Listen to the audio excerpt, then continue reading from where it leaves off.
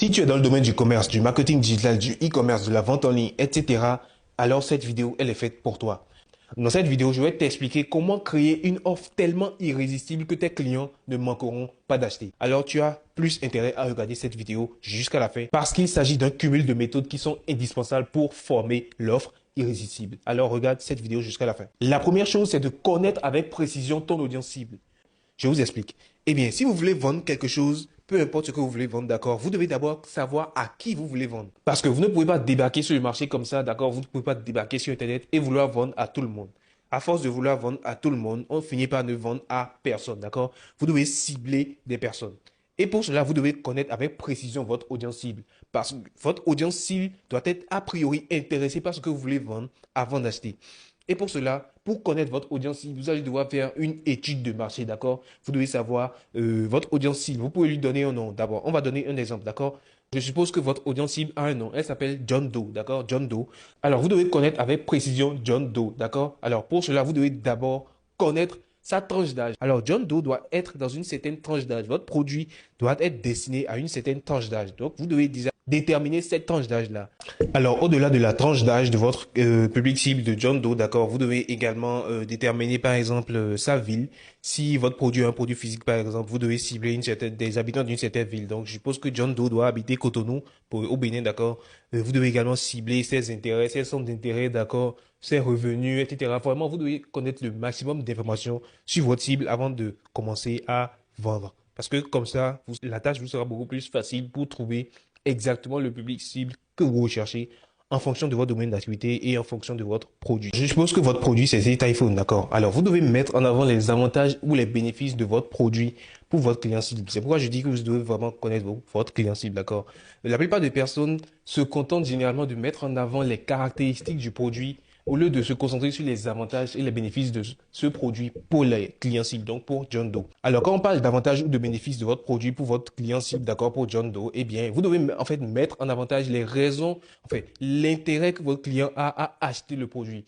Qu'est-ce que votre produit en fait va améliorer dans la vie de votre client? Qu'est-ce que votre produit va changer dans la vie de votre client? C'est ce que vous devez beaucoup plus mettre en avant. La plupart des personnes mettent souvent en avant les caractéristiques du produit, d'accord? Si on reste sur l'exemple de l'iPhone, ils vont parler de la qualité de la caméra. Genre, ils vont dire, bon, je sais pas, 32 mégapixels, etc., stockage, 64 gigas. Voilà, ils vont vraiment parler des caractéristiques techniques de l'iPhone, donc du produit, d'accord? Et alors que ça, ce n'est pas ce qui intéresse John Doe, d'accord? Ce n'est pas ce qui intéresse notre client cible. Vous devez beaucoup plus mettre en avant les avantages, ce que ce produit va apporter de nouveau à la vie de votre client.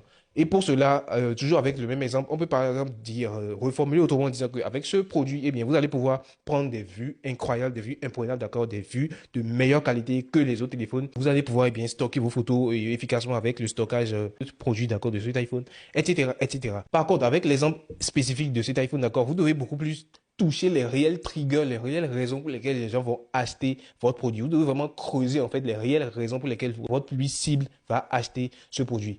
Toujours avec cet exemple, eh bien, la plupart des gens qui achètent les iPhones, d'accord, c'est souvent pour, voilà, se mettre beaucoup plus en valeur, montrer qu'ils sont un peu rebelles, d'accord, ils ont les moyens de s'offrir ce genre de téléphone, etc. Vraiment pour se démarquer par rapport aux personnes qui utilisent les téléphones Android, eh bien, vous devez forcément mettre cela en avant dans votre argumentaire de vente pour vraiment toucher votre prospect, d'accord, votre futur client, pour réellement le pousser à l'achat. Vous devez vraiment toucher, en fait, les réelles raisons pour lesquelles il doit acheter ce client. C'est pourquoi il faut vraiment le connaître en profondeur pour pouvoir connaître les mots à utiliser pour le toucher et pour le convertir en client. Troisièmement, vous devez également mettre en avant la preuve sociale, d'accord? Pour que votre offre soit suffisamment irrésistible, vous devez savoir qu'il y a certains clients ou certains prospects, d'accord, qui veulent savoir ce que d'autres personnes ont pensé de votre produit avant de l'acheter, d'accord? Alors, quand on parle de preuve sociale, eh bien, ce sont des témoignages clients, d'accord, des social proof, comme on le dit en termes anglais, d'accord? Et vous devez vraiment mettre cela en avant. Qu'est-ce que vos anciens clients ont pensé de ce produit? Vous devez également mettre cela en avant dans votre argumentaire de vente. Cela va pousser une bonne partie des personnes à passer à l'action et à acheter votre produit. C'est également un outil indispensable.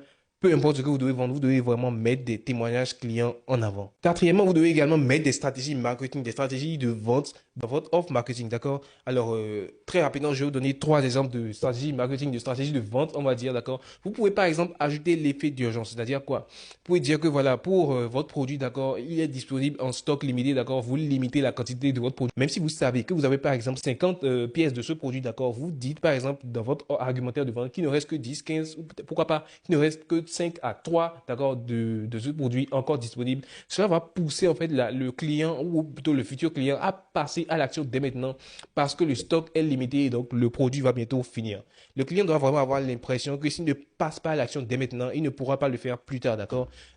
Toujours dans la même dynamique, par exemple, vous pouvez faire une offre de réduction, d'accord? Une offre de réduction, vous pouvez dire pour ce produit, d'accord? Pendant, je ne sais pas, 2, 3 jours, bien 24 heures, d'accord? Ce produit est disponible avec moins 50%, d'accord? Moins 50, enfin, en fonction de ce que vous pouvez, d'accord? Vous faites une réduction pour que le client puisse acheter. Parce qu'il y a certains clients qui veulent quand même faire de bonnes affaires. Même s'ils sont intéressés par les produits, ils veulent les bonnes affaires, d'accord? Et c'est souvent lors des réductions, des soldes, d'accord, qu'ils achètent beaucoup plus. Encore que nous entrons dans la période du Q4, qui est l'une des périodes les plus rentables de l'année dans le domaine de la vente en ligne, d'accord? Vous devez vraiment marketer au maximum pour convertir un maximum de prospects en clients. Vous pouvez également utiliser le facteur temps, d'accord, pour marketer votre produit en disant que voilà, la réduction dure seulement 5-6 heures de temps ou alors pendant les prochaines heures, vous pouvez avoir tel produit à X prix, mais après ce temps, eh bien, il passera à un prix beaucoup plus élevé. Cela va vraiment pousser votre client à passer à l'achat dès maintenant, car il saura qu'il n'aura plus une telle opportunité après.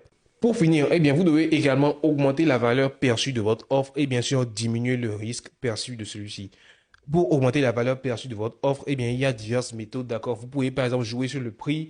Peut-être que votre produit coûte normalement 200 000 francs. Je donne un exemple, d'accord? Il coûte normalement 200 000 francs. Eh bien, vous réduisez en faisant peut-être une offre moins 30%. Et vous, enfin, je dis n'importe quoi. Je n'ai pas fait le calcul, d'accord? Mais voilà, je suppose qu'il est à 200 000 francs normalement et que vous vendez à 150 000 francs. Bien, les gens savent que ce produit a une valeur de 200 000 francs. Mais le voir à 150 000 francs, eh bien, le prix initial, d'accord, fait déjà une certaine valeur perçue pour votre produit. Alors, vous mettez cela en avant, pas la réduction, d'accord, et cela va bien sûr augmenter la valeur perçue de votre offre. Pour diminuer le risque perçu de celui-ci, de votre offre, d'accord, vous pouvez utiliser la garantie, parce que la garantie, c'est ce qui rassure le client du fait qu'il ne sera pas arnaqué, d'accord.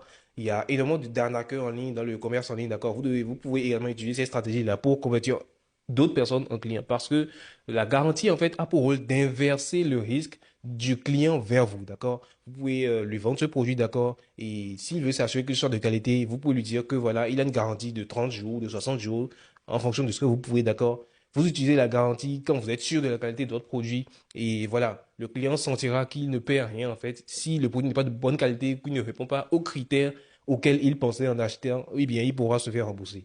Bien sûr, vous devez faire cela en fonction de la législation de votre pays, donc consultez les lois également pour cela. Alors, je dois préciser que je n'ai pas pu parler de tout ce qu'il faut pour vraiment créer une offre irrésistible parce que cette vidéo, elle risque d'être longue, d'accord? Alors, pour connaître vraiment toutes les méthodes, toutes les stratégies que vous devez mettre pour vraiment créer, pour préparer une offre irrésistible que vos clients ne manqueront pas d'acheter, eh bien, je les ai toutes détaillées dans le guide ultime de la vente avec WhatsApp. C'est un guide qui te montre étape par étape comment passer de 0 à 1 million de francs CFA de chiffre d'affaires en maximum 90 jours en vendant tes produits sur l'application WhatsApp. Pour l'avoir, c'est très simple. Like cette vidéo, commente, partage, enregistre et bien sûr, clique sur le lien dans la bio et laisse-moi un message sur mon WhatsApp privé, d'accord? Laisse-moi un message en me disant que tu es intéressé par le guide. Bien sûr, tu te présentes rapidement, tu me dis dans quel domaine d'activité tu es. Je me ferai un réel plaisir de te répondre. Et également, si tu as des questions, c'est tout pour cette vidéo. C'était Helmut. Allez, ciao. Partagez la vidéo.